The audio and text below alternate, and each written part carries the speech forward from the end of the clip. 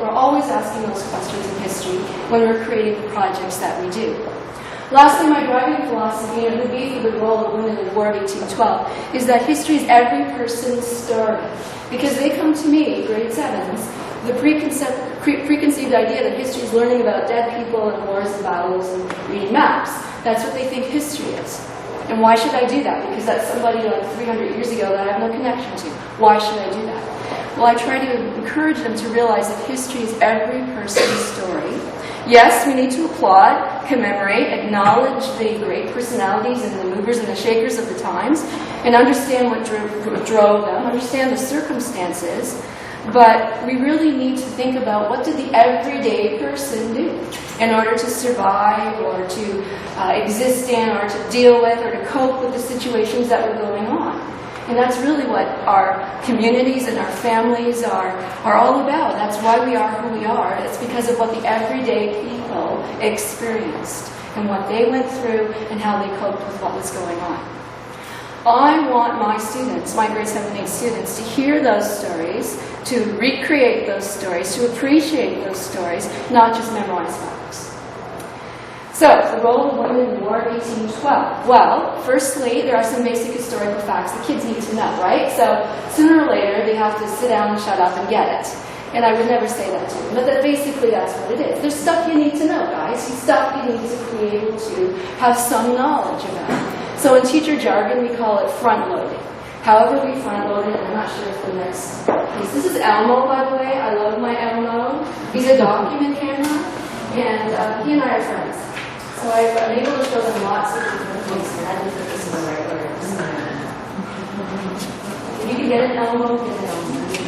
Anyways, I don't see that right here. We work in the world of what do you know? K. What do you need to know? W. And then at the end we reflect, what have you learned? And my reflection is not, what did Laura Secord do and tell me what she did on that particular day. That's not necessarily learning. Tell me what you know about Laura Secord, what you know about her time, what you know about the conditions of the time. That's a reflection. And so that's where we'll obviously end up is being able to reflect upon what we already knew and what we intend to learn in the role or in the process of the projects that I give them. So the basic things they need to know about the causes and the personalities and the times and what was technology was available or not available. They need to have all of that material at their fingertips to be able to move on to the real meat of what I want them to do. Now for this particular project, or for this particular unit, I would use what's called a raft approach. It's a literacy approach that is often used in writing programs, but I've adapted to use it in history programs. So RAFT is the name of the strategy. RAFT stands for role, the audience, the format, and the topic. So this is a chart that I created to get the kids started. The roles, these are actual women that I've done a little bit of research on. So not a lot, but just the basics. So these are actual women of the time. Elizabeth Kerr, Angelica Vivind, Olivia Barrs, Maria Hill, and Mary Henry were actually women of the time period. And the audience is who are they writing for? Who are the kids creating the project for? Are they creating it for future generations? Are they creating it for students of 2012? Are they creating the project for a best friend, a contemporary best friend back home? Are they creating a project for the Committee of British Army officials of the time? Are they creating a project for the descendants of Mary Henry, for instance? Then they have to choose a format. And so this is the work they do. This is what they produce for me. They could produce a diary or a series of pages in a diary. They could produce a short story.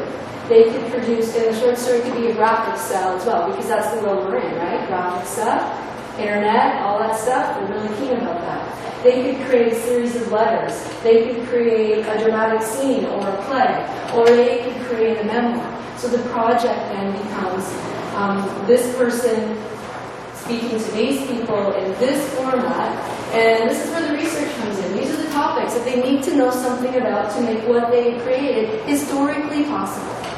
So they need to know about the Native involvement in the War of 1812, because I found out that Elizabeth Kerr's father was Joseph Brant. And so there's some Native connection there already. So they would need to know the natives, who was involved, how were they involved, what was their role, whose side were they on, what would the native groups be, what kind of conditions would they live in, what would a war camp look like. There's a lot of stuff that you need to know. Angelica Gibbons was involved in the Battle of York. Pine Grove was the family home where Angelica's family, or her husband, and some soldiers were brought back to be nursed after being wounded at the battle for Fort York. So the kids would need to know that time period and what the area was like, and what would warfare look like, and what would the role in an army be, or whatever. Olivia Bars, she really fascinates me. I don't know if she actually was on the ship, but her husband was a privateer, and he sailed the North Atlantic, and who's to say that she wasn't there? We don't know that, for sure. See, it's historically possible. Historically accurate, I'm not sure. But maybe the kids could want to find that out. But they could take on the job of writing letters back home to friends, and she's on the ship, and the topic is privateering in the North Atlantic during the War of 1812. Her husband actually captured 33 vessels. And the vessels were known to be vessels where prisoners were well treated. Hello? Maybe it was the woman's influence. We don't know that. But it's historically possible. And then Maria Hill, she's the one who, when I did some research, disguised herself as a man in order to join her husband on the battlefield. She loved him so much she wanted to be there. And it wasn't uncommon, I know, for women to be there. But as soldiers, disguised as men, that's an interesting perspective. So we could take, the kids need to look at the official role of women in the British Army. What were their jobs in the British Army? What was the British Army's take on women being there, or even in the battlefield? What did the battlefield look like? What would army training look like? All sorts of things they would need to know to make that particular presentation, if they chose to do that one, historically possible. And then Mary Henry, when I heard the previous speaker speak about Laura Secord, wonderful work that she did, being the only woman being commemorated for what they did. Oh my gosh, did they not know about Mary Henry? Mary Henry's husband was the lightkeeper at Niagara-on-the-Lake, and she's the one who went into the battlefield during the battles at Fort George, and actually tended to the men on the battlefield, giving them coffee and giving them food and comfort. And when the Americans left and burned Niagara-on-the-Lake, she took in all the people to the lighthouse because the lighthouse was spared. So that's a pretty heroic amount of work that she did. And so the kids could write her memoir. But what do they have to know? They have to know a lot about Fort George and the Battle of Niagara-on-the-Lake and the lighthouse and the assault of the Americans, the amphibious assault of the Americans. There's a lot of stuff you need to know in order to be able to create those projects.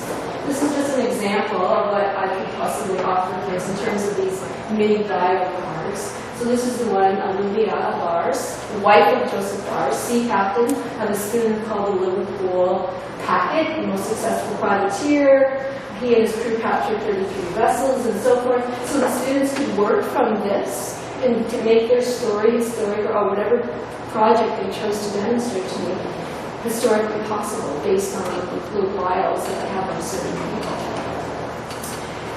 Then I also have sort of generic kinds of, if students didn't want to necessarily deal with a real person, but wanted to create a historically possible person. By the way, the bio cards also include the First Nations point of view. So Blackbird was the chief, and he participated in the Battle of Fort Dearborn in August of 1812. Who's to say he didn't have his wife with him, or his daughter, or a girlfriend? I don't know. Who's to say? Is it historically possible? Absolutely. But the amount of material that students would have to research in order to be able to create something that was valuable would be quite intense.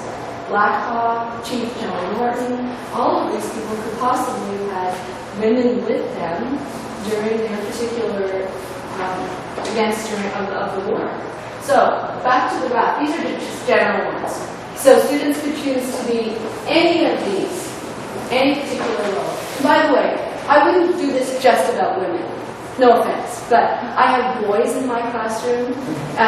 In my present classroom, there's 26 children, 12 of them are boys. All 12 of them play hockey. So they're not going to probably not going to want to take on a women's point of view, although I would encourage them, and there were some that would. But this would be what some of the girls might be interested in, but it would be presented to all of the kids, of course. So I've just sort of like magnified the women part of this. So the kids could choose to be friends and family back home in towns, villages, and farming communities. It could be the next generation. They could be friends in the camp, the troops fighting. They could be mourners. They could be students. So this is the point of view from which they would create their project. So it's just some generic ones. Some of the roles they would take on, or these would be the roles, these would be the point of view that they would take on. It could be a warrior's daughter or a warrior's wife or a war correspondent. We know it's well documented that the wisest soldiers were often on the front lines with their husbands. Women who were stationed in or working in the forts and garrisons. There's a book that's really popular with my grade 7s. It's called Jeremy's War, or the War of 1812. It's a fictional account of a boy who was Batman to Sir Isaac Rock. So who's to say that couldn't have been a girl? And who's to say that couldn't have been a girl disguised as a boy and writing a story along that line? Wise soldiers who stayed home taking care of the family farm, women who took over the jobs, and that's documented that many women back home had to become the blacksmiths and had to become the millers. You know, what would their story be? Women just waiting at home for their loved ones to return, and all the stress and the anxiety and the difference in their lives and what it meant to the communities that they lived in, or informants like Secord, for instance. You know, what would their position be? And then the audiences, of course. And then the format. This is what the kids love to do. They love to choose. Okay, what kind of project am I going to do? So it's not just paste out a picture of Laura Secord on a piece of paper, click off her biography, paste it on, done. No. Okay? So they can choose to be involved in an interview where they come to be one of the persons that they've created a role for. A graphic text, a short story, a children's book, a memory box. I've got a couple of examples here of things that my students have created, not for this unit because we're not there yet chronologically in my history class. But these are things from previous units. A sketchbook with captions. So the idea here, and the big buzzword in the Ministry of Education is differentiated instruction. So, which frankly has been around since the earth school. Okay? They just changed the name. They just changed the name. And when these things come out, I just So I've been doing this for a long time because you've got to I have to understand it and teach my kids in history. It has to be more than note-taking and regurgitating facts. It has to be a purpose. It has to have some engagement. It has to draw on their skills. We're also big into the learning styles. So a student who's not a particularly strong writer, interview is a perfect choice for them. Someone who's not a particular strong writer, maybe a dramatic scene is a perfect choice for them. Someone who's into art, you know, I've got a piece here done by a young girl in grade 7, and we're studying the fille de roi. This idea comes from, I've got the reference in the package, that she's an artist, right? So this is a fille de roi, king's daughter, and all of these boxes represent her story. And on the back is an explanation of the boxes. Tell me that this girl doesn't know about the fille de roi. She does. I could see the same concept being used for any of those real women that we did some research on. This could be Laura Secord. And they're going to have a whole lot more appreciation of who she was if they put some blood, sweat, and equity into a project that means something to them. And that's really important in global history, to try and catch all of those kids' skill level and interest level. So assuming that they've chosen their audience and they've got their role and we've done some front loading and so forth, then what we would do next, I would make them get really into the role, particularly if they establish their own role. So they would make their choices. What role are you going to be in? What audience are you writing for or creating for? What format are you using and what's your topic? And who are you? I want to know about you. Who are you? If you are one of the authentic women, then give me some up. Tell me what you know. If you are creating a role, then tell me who you are in the time period, historical possibility. What am I like as a person? Because we want to create good stories. So what are their beliefs, and what are their hobbies, what are their strengths, where do they come from, what is their motivating factor, what do they like to do, all that kind of stuff. So they really get into the role. And moving on, when my kids go, is there paperwork? I said, yeah, I don't want it. It sets the stage for me. What is my connection to this conflict, and why am I involved? So there's a little bit of the historical accuracy. And what are my fears and my beliefs and my concerns and my hopes and my dreams? Again, there's that making that real connection that really makes the kids think that, yeah, you know, this was not an easy time to live in. And finally, I have another whole research package that you have to actually do the research to be able to create that person in that role, in that time period. You need to know some stuff. And so they would do the research for a purpose, to create this particular project. And I think this is what mine is. Okay, so I have a favorite bookmark, and I'm sure you've all seen this one. Someone made this to me because they know I like to read. I'm sure you've seen this one, right? Oh, yeah. Yeah, that's a given, right? It's not a given. The well-behaved has a lot of different connotations. You know, in my mind, well-behaved means you just didn't do what you were supposed to do in that timeline. It doesn't mean that you're bad. It just